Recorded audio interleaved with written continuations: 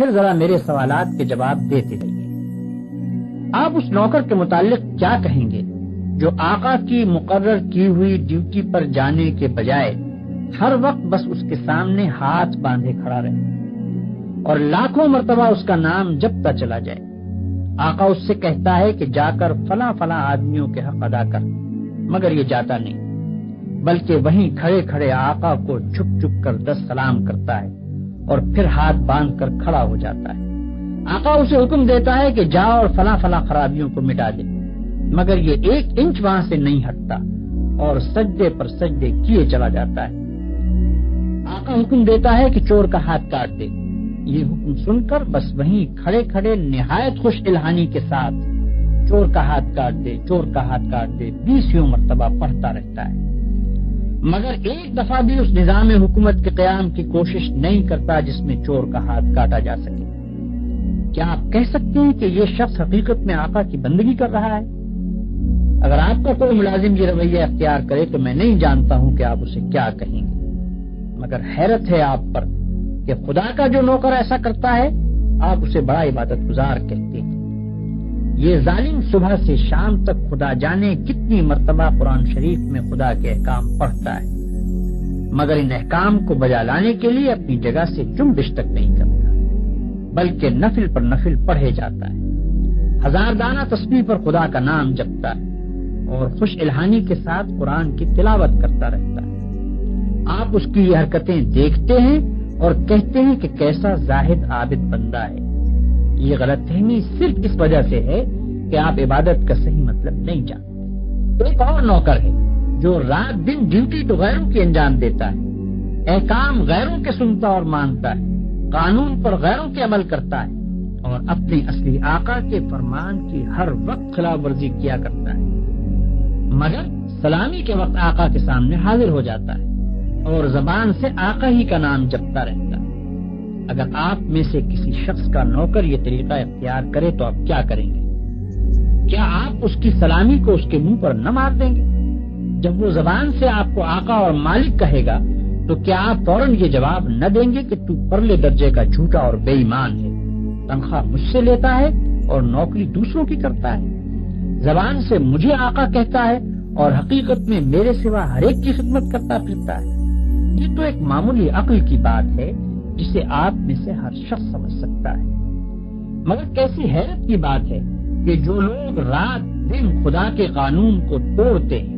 کفار و مشرکین کے احکام پر عمل کرتے ہیں اور اپنی زندگی کے معاملات میں خدا کے احکام کی کوئی پرواہ نہیں کرتے، ان کی نماز اور روزے اور تسبیح اور تلاوت قرآن اور حج و زکوٰۃ کو آپ خدا کی عبادت سمجھتے ہیں۔ یہ غلط فہمی بھی اسی وجہ سے ہے کہ آپ عبادت کے اصل مطلب سے ناواقف ہیں۔ ایک اور نوکر کی مثال لیجیے۔ آقا نے اپنے نوکروں کے لیے جو وردی مقرر کی ہے، یہ ٹھیک ناپ تول کے ساتھ اس وردی کو پہنتا ہے، بڑے ادب اور تعظیم کے ساتھ آقا کی خدمت میں حاضر ہوتا ہے، ہر حکم کو سن کر اس طرح جھک کر بصر و چشم کہتا ہے کہ گویا اس سے بڑھ کر اطاعت گزار خادم کوئی نہیں۔ سلامی کے وقت سب سے آگے جا کر کھڑا ہوتا ہے اور آقا کا نام جپنے میں تمام نوکروں سے بازی لے جاتا ہے، مگر دوسری طرف یہی شخص آقا کے دشمنوں اور باغیوں کی خدمت بجا لاتا ہے، آقا کے خلاف ان کی سازشوں میں حصہ لیتا ہے اور آقا کے نام کو دنیا سے مٹانے میں جو کوشش بھی وہ کرتے ہیں اس میں یہ کمبخت ان کا ساتھ دیتا ہے۔ رات کے اندھیرے میں تو آقا کے گھر میں نقم لگاتا ہے اور صبح بڑے وفادار ملازموں کی طرح ہاتھ باندھ کر آقا کی خدمت میں حاضر ہو جاتا ہے۔ ایسے نوکر کے متعلق آپ کیا کہیں گے؟ یہی نہ کہ وہ منافق ہے، باغی ہے، نمک حرام ہے، مگر خدا کے جو نوکر ایسے ہیں ان کو آپ کیا کہیں گے؟ آپ سمجھتے ہیں کہ ہاتھ باندھ کر قبلہ رو کھڑے ہونا، گھٹنوں پر ہاتھ رکھ کر جھکنا، زمین پر ہاتھ ٹیک کر سجدہ کرنا اور چند مقرر الفاظ زبان سے ادا کرنا، بس یہی چند افعال اور حرکات بجائے خود عبادت ہے؟ آپ سمجھتے ہیں کہ رمضان کی پہلی تاریخ سے شوال کا چاند نکلنے تک روزانہ صبح سے شام تک بھوکے پیاسے رہنے کا نام عبادت ہے؟ آپ سمجھتے ہیں کہ قرآن کے چند رکوع زبان سے پڑھ دینے کا نام عبادت ہے؟ آپ سمجھتے ہیں کہ مکہ معظمہ جا کر کعبے کے گرد طواف کرنے کا نام عبادت ہے؟ غرض آپ نے چند افعال کی ظاہری شکلوں کا نام عبادت رکھ چھوڑا ہے، اور جب کوئی شخص ان شکلوں کے ساتھ ان افعال کو ادا کر دیتا ہے تو آپ خیال کرتے ہیں کہ اس نے خدا کی عبادت کر دی اور اس کی تخلیق کا مقصد پورا ہو گیا، اب وہ اپنی زندگی میں آزاد ہے کہ جو چاہے کرے۔ لیکن اصل حقیقت یہ ہے کہ اللہ نے جس عبادت کے لیے آپ کو پیدا کیا ہے اور جس کا آپ کو حکم دیا ہے وہ کچھ اور ہی چیز ہے۔ وہ عبادت یہ ہے کہ آپ اپنی زندگی میں ہر وقت ہر حال میں خدا کی اطاعت کریں اور ہر اس قانون کی پابندی سے آزاد ہو جائیں جو قانون الہی کے خلاف ہے۔ آپ کی ہر جنبش اس حد کے اندر ہو جو خدا نے آپ کے لیے مقرر کی ہے، آپ کا ہر فعل اس طریقے کے مطابق ہو جو خدا نے بتا دیا ہے۔ اس طرز پر جو زندگی آپ بسر کریں گے وہ پوری کی پوری عبادت ہوگی۔ ایسی زندگی میں آپ کا سونا بھی عبادت ہے اور جاگنا بھی،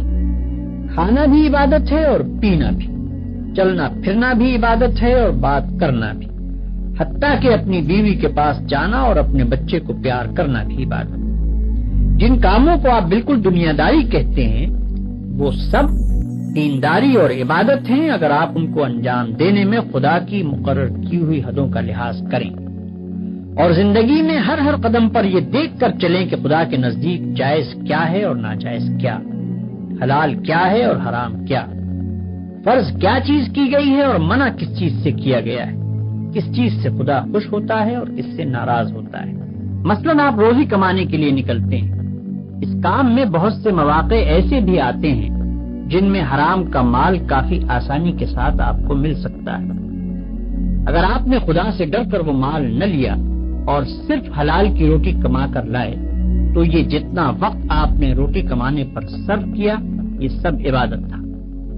اور یہ روٹی گھر لا کر جو آپ نے خود کھائی اور اپنی بیوی، بچوں اور خدا کے مقرر کیے ہوئے دوسرے حقداروں کو کھلائی،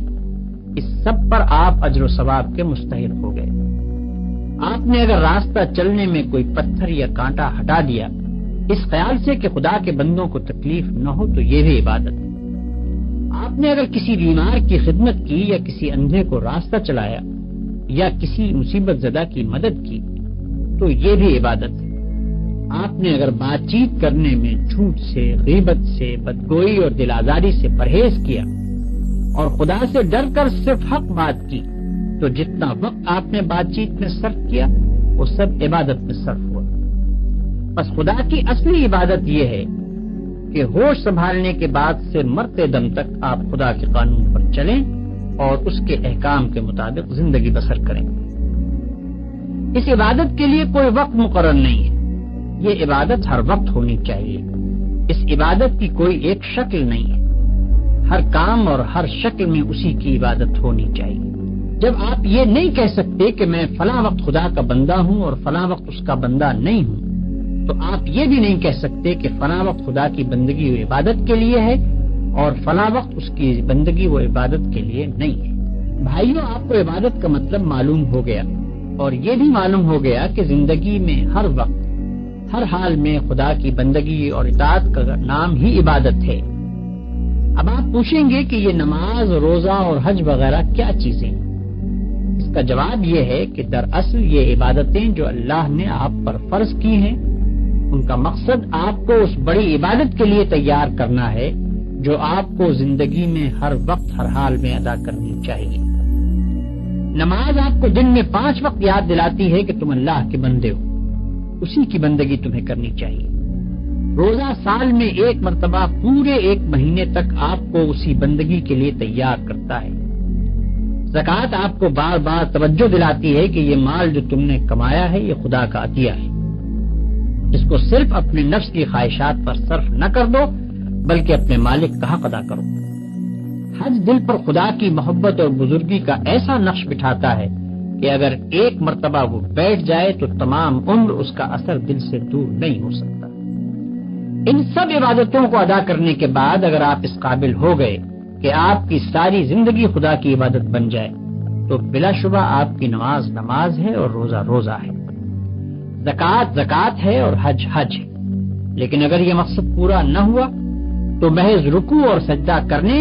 اور بھوک پیاس کے ساتھ دن گزارنے اور حج کی رسمیں ادا کر دینے اور زکوٰۃ کی رقم نکال دینے سے کچھ حاصل نہیں۔ ان ظاہری طریقوں کی مثال تو ایسی ہے جیسے ایک جسم کہ اگر اس میں جان ہے اور وہ چلتا پھرتا اور کام کرتا ہے تو بلا شبہ ایک زندہ انسان ہے، لیکن اگر اس میں جان ہی نہیں تو وہ ایک مردہ لاش ہے۔ مردے کے ہاتھ، پاؤں، آنکھ، ناک سبھی کچھ ہوتے ہیں مگر اس میں جان نہیں ہوتی، اس لیے تم اسے مٹی میں دبا دیتے ہو۔ اسی طرح اگر نماز کے ارکان پورے ادا ہوں یا روزے کی شرطیں پوری ادا کر دی جائیں مگر خدا کا خوف، اس کی محبت اور اس کی وفاداری و اطاعت نہ ہو جس کے لیے نماز اور روزہ فرض کیا گیا ہے، تو وہ بھی ایک بے جان چیز ہوگی۔